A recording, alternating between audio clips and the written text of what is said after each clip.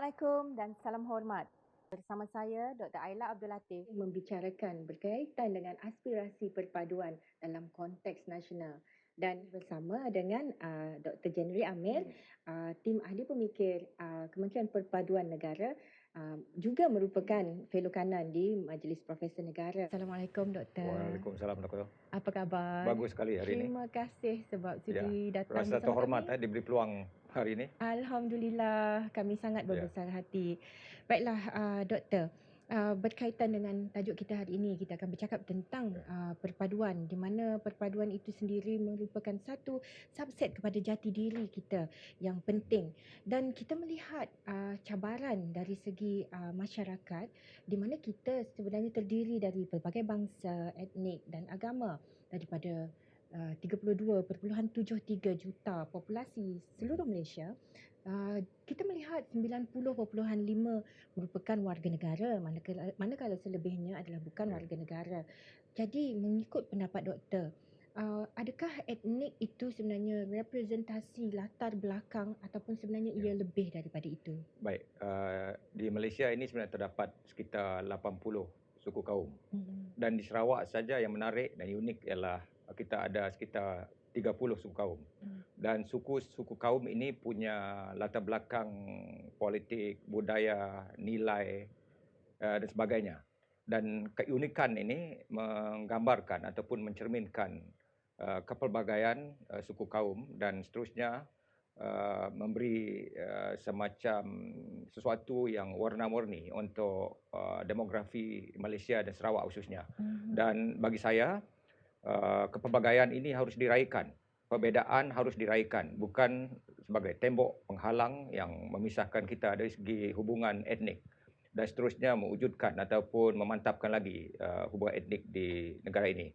Dan sesungguhnya seperti yang doktor katakan tadi, kita tidak harus melihat sekadar di permukaan. Kerana jauh di bawah lapisan, itu seperti kek lapis juga.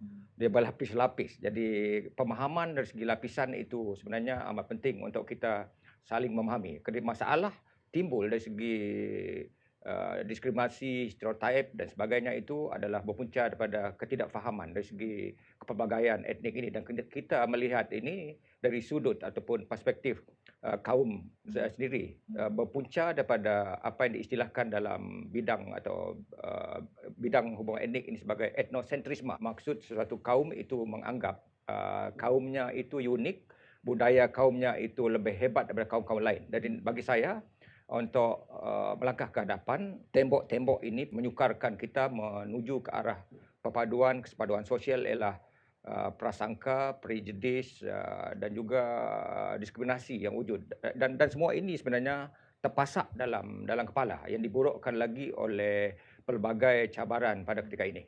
Tapi doktor, saya tertarik tadi bila mengatakan bahawa dalam memahami kepelbagaian, ianya memberikan warna-warni kepada kita. Tapi ia seolah-olah sukar untuk mereka memahami, terutama bagi generasi yang akan datang. Adakah kepelbagaian atau ketidaksamaan itu memberikan kelebihan ataupun competitive advantage, atau kesamaan itu yang kita cari? Kita harus terima hakikat. Kita di Malaysia ini hidup di bawah langit yang sama, dalam sebuah negara yang sama, dipisahkan oleh Laut Cina Selatan. Dan semua faktor ini tidak harus menjadi penghalang untuk kita menyatukan kaum di Malaysia, kerana hakikatnya segala perbezaan ini dari segi budaya, dari segi agama, dari segi kaum dan nilai-nilai dan norma ini harus diraikan. Dan bagi saya, hanya jika wujudnya perfahaman yang jitu, hubungan yang ikhlas, keterbukaan dalam kalangan masyarakat pelbagai kaum ini, dengan menolak segala unsur negatif dalam pemikiran, khususnya dari segi sikap, bagaimana kita berinteraksi ataupun bertindak dengan kaum-kaum lain ini, kita dapat memastikan kita akan dapat wujudkan apa yang diistilahkan sebagai kesepaduan sosial. Dan saya secara pribadi amat bangga dengan keadaan kita di Sarawak ini, kerana kita pergi ke mana-mana, kedai kopi ataupun kedai-kedai minum di Sarawak atau kedai makan di Sarawak ini, kita lihat dalam kedai itu ada kadang-kadang ada kedai orang Islam, ada kedai orang bukan Islam. Tetapi ini tidak menjadi hambatan ataupun halangan kepada mereka untuk duduk dalam kedai itu, kerana masing-masing faham akan batasan dari segi amalan ataupun hukum agama dan sebagainya. Selain mengurangkan ethnocentrism yang dikatakan oleh doktor tadi, kadang di Sarawak sendiri, perbezaan budaya dan percampuran pelbagai etnik itu sebenarnya memberi nilai tambah dari segi apa? Dan nilai tambah inilah kerana di Sarawak ini berlainan dan berbeza daripada negeri-negeri lain, khususnya di Semenanjung. Begitu banyak kahwin campur di Sarawak, dan kahwin campur ini dalam istilah hubungan etnik ialah amalgamasi. Apabila katakan satu kaum A berkahwin dengan kaum B, jadi mereka menjadi satu identiti kaum tanpa menghakiskan identiti ataupun budaya masing-masing. Dan salah satu rahsia keterbukaan, sikap harmoni dan juga hubung kaum yang mantap di Sarawak ini, saya fikir bermula pada kahwin campur ini. Itulah nilai tambah yang sebenarnya kita tidak sedari, tetapi ianya merupakan satu yang harus kita banggakan dan melahirkan individu yang hebat, melahirkan bangsa yang hebat, akhirnya membawa kepada wawasan negara yang hebat. Kita akan teruskan perbincangan ini secara santai tetapi membuka minda. Saya sangat-sangat gembira dengan degree of openness yang kita bawa melalui episod pada hari ini. Tetapi kita berehat seketika, kembali sebentar lagi. Kembali lagi bersama BC. Kita masih membicarakan berkaitan dengan aspirasi perpaduan dalam konteks nasional. Dan hari ini kita masih bersama dengan Dr. Jenry Amir. Baiklah Doktor, bercakap tentang perpaduannya, tanpa perpaduan perpecahan boleh terjadi dan ianya sangat bahaya untuk anak-anak muda dalam mempertahankan negara bangsa, kerana perpaduan ini sesuatu yang intangible, tidak nampak, tetapi ianya penting menentukan kekuatan sesebuah negara bangsa, dan itulah indipati sesebuah kekuatan tidak nampak. Okey. Dan sejarah sebenarnya telah membuktikan bahawa peristiwa 13 Mei tahun 1969 memberikan pengajaran. Dan pada pendapat doktor, adakah arus masa telah menenggelami kesedaran anak-anak muda khususnya tentang pengajaran ini? Peristiwa 13 Mei merupakan salah satu titik hitam dalam sejarah negara, dalam pembinaan sebuah negara bangsa ketika kita menuju ke tahun-tahun yang seterusnya. Dan bagi saya ini satu peristiwa yang bukan saja dramatik tetapi juga begitu tragik. Tragik dan traumatik dalam erti kata memberi kesan psikologi yang begitu dahsyat, bukan saja kepada masyarakat terbabit di Kuala Lumpur tetapi juga kepada seluruh rakyat masyarakat pelbagai kaum di Malaysia. Jadi untuk itu kita tidak boleh menyapu ataupun menyembunyikan peristiwa tragik itu di bawah kapet. Sebaliknya, peristiwa 13 Mei itu bagi saya harus dipelajari, diketahui dan kemudian dipetik iktibar ataupun pengajaran daripadanya, supaya daripada pengajaran atau peristiwa ini kita boleh mengelakkan daripada peristiwa yang sama berlaku. Kerana sesungguhnya peristiwa ini telah memberi kesan besar dari segi politik, ekonomi, sosial, malah psikologi masyarakat kita. Dan secara spesifik sebenarnya, saya nak tekankan di sini apabila berlaku kejadian ini selepas keputusan pilihan raya umum diadakan pada tahun 1969 disebabkan oleh campur tangan Sam Seng dan juga anasir-anasir jahat yang menangguk di Air Keroh, maka telah mencetuskan satu keadaan huru-hara, peristiwa berdarah di Kuala Lumpur, dan ini kemudiannya telah menyebabkan banyak kesan. Mungkin golongan muda tidak sedar bahawa Kuala Lumpur terbakar teruk, saling bunuh-membunuh, dan malah di sebuah panggung di Kuala Lumpur banyak sekali mayat bergelimpangan di luar pawagam itu, dan juga mayat dibuang ke dalam sungai. Ada mayat yang tidak dapat dikenal pasti dan telah dikuburkan di sebuah kubur di berdekatan Kuala Lumpur. Dan kesan langsung daripada peristiwa tragik itu ialah parlimen telah digantung, perlembagaan telah digantung, darurat telah diisytiharkan, malah pilihan raya di Sabah dan Sarawak telah juga ditangguhkan.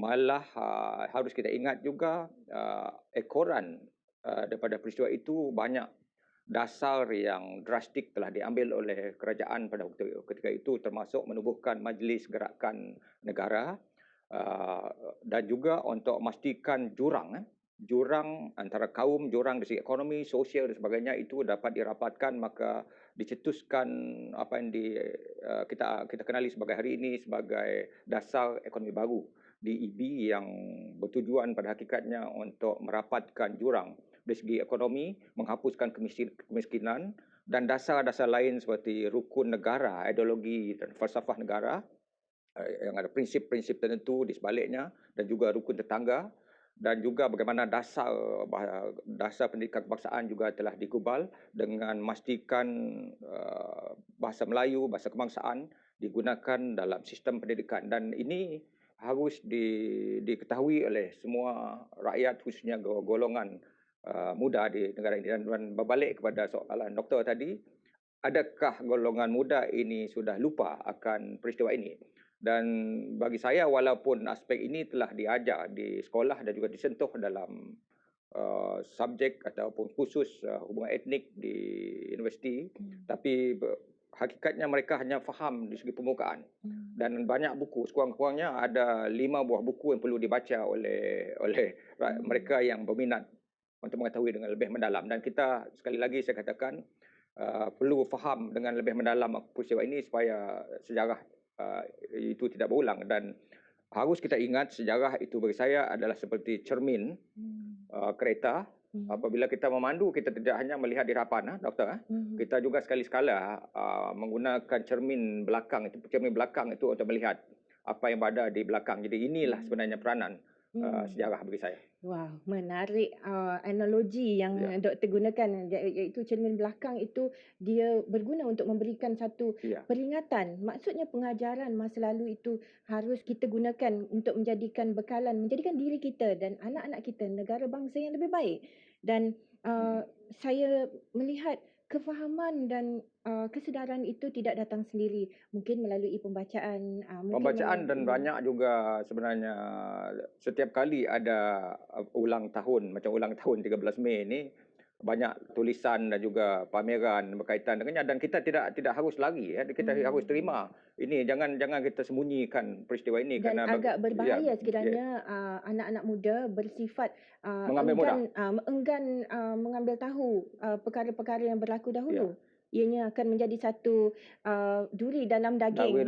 Dan ini boleh berbahaya kerana kalau mereka tidak faham ataupun menganggap ringan akan peristiwa ini, kerana selepas itu juga ada peristiwa berlaku pada tahun 1997 di Pulau Pinang dan juga di Kampung Medan, juga di Kuala Lumpur juga berlaku peristiwa yang hampir sama, tetapi mungkin kerana pihak pemerintah telah sedar akan bagaimana cara untuk tangani segala konflik seperti ini, maka telah berjaya dikekang.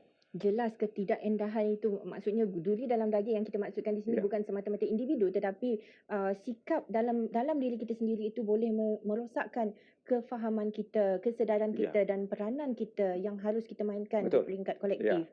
Doktor, masih melihat kepada kesan-kesan arus masa yang menenggelamkan kesedaran dan kebaikan yang sepatutnya dipupuk sedari awal di kalangan rakyat dan di kalangan anak bangsa. Adakah kemungkinan kita terjejas di sebalik dengan arus global dan ICT, teknologi yang berkembang pada hari ini? Yang saya risaukan ialah kadang-kadang Facebook atau media sosial ini dapat dianggap seperti pisau. Pisau itu dapat digunakan untuk mengukir craft yang indah, yang memiliki nilai estetika yang tinggi, yang dapat kita nikmati bersama.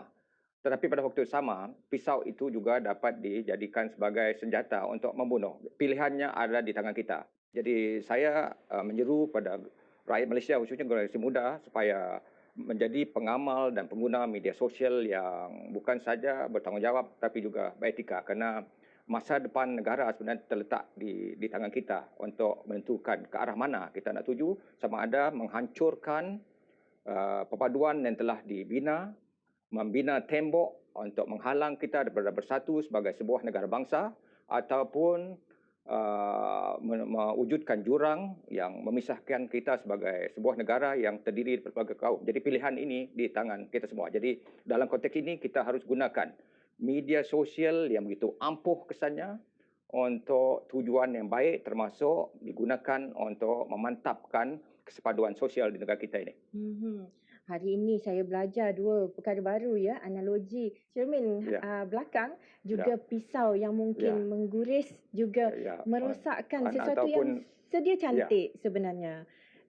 Jadi saya rasa ianya satu perkara yang kita tidak boleh pandang enteng, pandang remeh. Bahawa perpaduan ini mungkin akan terjejas, sekaligus akan menjejaskan kesefahaman yang ada, yang sepatutnya menjadi semakin kukuh dan jitu untuk kita sama-sama melangkah ke arah kemajuan.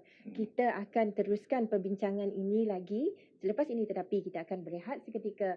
Jangan ke mana-mana. Kembali semula bersama VC dan kita meneruskan perbincangan kita pada hari ini berkenaan dengan topik aspirasi perpaduan. Baiklah doktor, bercakap secara jangka panjangnya, bercerita tentang masa depan sesebuah negara dan patriotisme yang harus ada sebagai jati diri anak bangsa. Kita melihat perkara-perkara ini sebenarnya harus ada acuan kerana tidak ada perkara yang berlaku secara kebetulan. Dan dari segi perpaduan itu sendiri, bagaimana kita hendak membentuk acuannya? Ya, kesepaduan sosial atau perpaduan itu sebenarnya work in progress ataupun kerja dalam pemikiran. Kita sebenarnya belum lagi mencapai perpaduan yang jitu. Kita sebenarnya sekarang berada dalam peringkat kesepaduan sosial menuju ke arah satu destinasi yang dikenali sebagai perpaduan dan integrasi nasional. Dan perpaduan integrasi nasional itu tidak datang dengan sendirinya. Ini sudah punya perancangan di pihak kerajaan, NGO dan sebagainya melalui pelbagai kementerian yang telah diberi tanggungjawab. Dan kita harus ingat bahawa untuk memastikan kesepaduan dan kemudian perpaduan ini dapat dicapai pada jangka panjang menuju ke hadapan sebagai sebuah negara bangsa, semua pihak sebenarnya memainkan peranan yang penting. Jadi itu tidak harus diletakkan di atas bahu kerajaan semata-mata. Dan dalam konteks ini, selama ini kita bergantung bukan saja kepada top down, iaitu kerajaan dilaksanakan ke bawah di akar umbi, tapi juga yang lebih penting bagi saya ialah bottom up. Maksudnya aspirasi, inspirasi, cadangan dan langkah-langkah yang difikirkan oleh rakyat itu relevan dan sesuai itu dikemukakan kepada pihak kerajaan di peringkat atas supaya segala dasar ataupun polisi kita rumuskan akan berpaksikan kepada keterangkuman. Dan keterangkuman ini, kalau suatu dasar itu mengambil kira kepentingan dan suara rakyat, saya fikir ini akan lebih relevan ketika kita melangkah ke depan. Jadi yang paling penting bagi saya ialah peranan yang dimainkan oleh bukan saja sekolah melalui sistem pendidikan yang ada, tetapi juga yang tidak kurang pentingnya ialah bagaimana dasar-dasar sedia ada ini, termasuk dasar ekonomi, dasar sosial, dilihat adil, dapat merapatkan jurang yang dianggap sebagai pemisah itu. Kerana segala aspek ataupun unsur yang dianggap sebagai tidak adil harus dikikiskan ataupun dibuang. Kerana kalau wujud tanggapan ataupun persepsi yang sedemikian ini boleh menjadi penghalang ke arah kita melangkah ke hadapan sebagai sebuah negara bangsa yang jitu, yang mantap, yang padu. Dan bagi saya dalam konteks ini juga paling penting ialah peranan dimainkan oleh media, baik media konvensional, lebih lagi media perdana, media baru, media sosial dan sebagainya. Jadi sebab itu tadi kita dah sebut bagaimana pentingnya pengamal media sosial ini, khususnya generasi muda, ini perlu faham akan undang-undang, akta-akta tertentu khususnya berkaitan dengan akta hasutan. Di bawah akta hasutan ini, siapa yang didapati menghasut ataupun mengeksploitasi, memanipulasikan unsur-unsur berkaitan dengan 3R, iaitu hal yang berkaitan dengan sultan, tentang raja, tentang agama, tentang kaum, yang boleh mencetuskan keadaan huru-hara, porak-poranda ataupun mewujudkan ketegangan. Namun kaum ini harus disekat dari 3R itu tadi ketiga apa?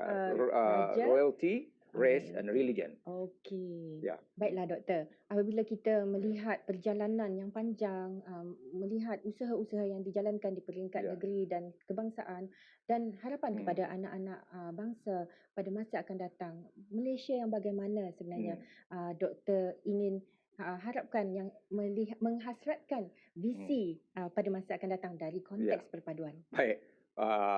Tun Dr. Mahathir Mohamad ketika menjadi Perdana Menteri satu ketika dulu menggagaskan wawasan 2020. Sekarang kita berada pada tahun 2020. Jadi satu daripada teras di situ ialah perpaduan. Persoalannya adakah perpaduan ini sudah dicapai ketika kita berada pada tahun 2020?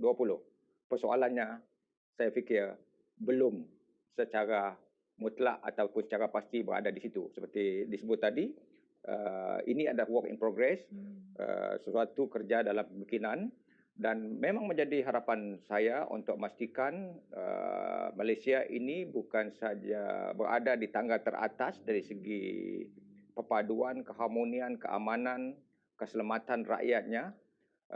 Kalau dulu 2011 kita pernah mencecah dari Global Peace Index berada di tangga ke-19. Jadi saya nak melihat kita terus menganjak ke hadapan. Jadi menjawab soalan itu, Doktor, menjadi impian saya untuk melihat negara Malaysia yang utuh, yang jitu, yang mantap dari segi masyarakat pelbagai kaum, dari segi agama ini dan juga dari segi kesepaduan sosial, mempertahankan keunikan dari segi budaya, dari segi agama dan sebagainya. Dan dari segi itu saya amat berbangga dengan langkah yang telah diambil oleh Kerajaan Negeri Sarawak di bawah kepimpinan Datuk Petinggi Abang Johari Tun Openg yang telah mewujudkan Unifor. Dan ini satu-satunya negeri di Malaysia yang betul-betul mengamalkan agama secara terbuka, berteraskan falsafah dan prinsip keterangkuman dengan memberi peruntukan yang begitu besar. Beberapa hari lepas, kita telah, Ketua Menteri telah melancarkan ataupun merasmikan bangunan Unifor, dan ini menggambarkan satu suri teladan ataupun role model yang harus diikuti oleh negeri-negeri lain di Malaysia, kerana inilah cara kita melangkah ke depan untuk memastikan kita berada di landasan yang betul sebagai negara yang bersatu, yang utuh, yang harmoni, kerana kemajuan hanya dapat dicapai kalau kita stabil dari segi politik dan sosial. Itu merupakan satu cabaran sebenarnya kita yang kita kenal pasti boleh merosakkan, tetapi dalam masa yang sama kita mengambil langkah-langkah yang bersepadanan, yang sejajar dengan harapan yang kita hasratkan menjelang visi kemajuan yang kita inginkan. Baiklah, rasanya sangat bermanfaat dan seharusnya kita sama-sama berfikir apakah peranan yang kita boleh lakukan yang membantu ke arah mencapai visi kita. Baiklah, sekian saja untuk perbincangan topik visi kita pada hari ini. Kembali bertemu semula pada episod visi yang akan datang. Terima kasih. Assalamualaikum warahmatullahi wabarakatuh.